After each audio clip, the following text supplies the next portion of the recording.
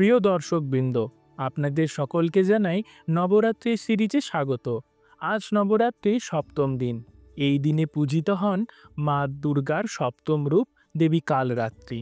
মা কালরাত্রির ভয়ঙ্কর রূপে পরিচিত হলেও তিনি আসলে অশুভ শক্তির বিনাশক এবং শুভ শক্তির রক্ষক। তার গায়ের বর্ণ অন্ধকার রাতের মতো কালো। তিনি চুল মেলে ধরেন, গলায় থাকে বিদ্যুতের মতো উজ্জ্বল মালা।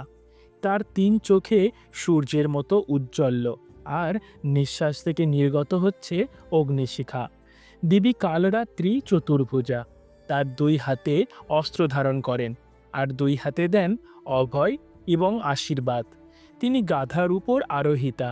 ভক্তরা তাকে শুভঙ্করী নামেও ডাকেন, কারণ তার ভয়ঙ্কর রূপ ভক্তদের কখনো ক্ষতি করে না, বরং অশুভ শক্তিকে ধ্বংস করে কল্যাণী বয়ে আনেন। পুরাণে বলা হয়েছে কালরাত্রির পূজা করলে সমস্ত ভয়, দুশ্চিন্তা ও দারিদ্র্য দূর হয়।